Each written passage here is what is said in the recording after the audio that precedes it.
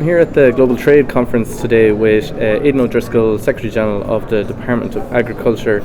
Aidan, I suppose in light of Brexit and the challenges posed and the threat to Irish agri-food industry, what's the response been from your counterparts maybe out in Europe? To when you try and highlight the difficulties we especially are posed by it. Yeah, I think it's an interesting question because we've been engaged with a huge number of people, both in the UK, in the Commission in Brussels, and among other member states in the EU, since in fact before the Brexit referendum, but obviously particularly since the referendum.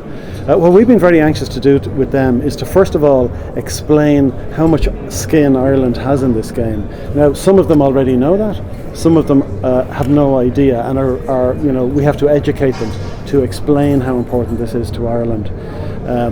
Then we have to explain to them what we want in the process of a negotiation. Now, we're right at the beginning of a long and difficult negotiation, but we have explained very clearly that we want to continue unfettered access to the UK market and that we want to keep that as a valuable market. Some of them would share that ambition because they also export into the UK markets. Others would listen a little bit politely because they don't have the same degree of skin in the game. The market isn't as important.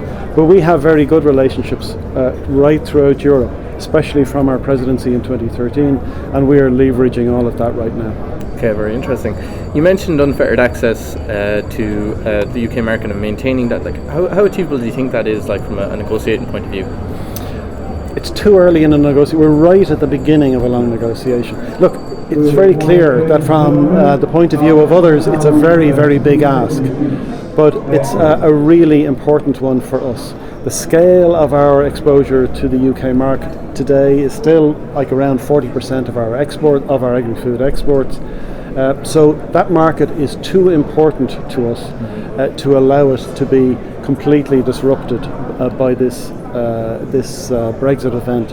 Of course, the UK also has an interest in importing product. They're only 60% self-sufficient. They do need product, and they like Irish product. They like it next. It's the next best product from a British consumer point of view to British product. So, it is a big ask, but we're at the beginning of a negotiation. We don't see why you don't put a big ask on the table, and we are getting a hearing, I'll say that much. Okay. Aidan O'Driscoll, thank you very much for your time. Thank you.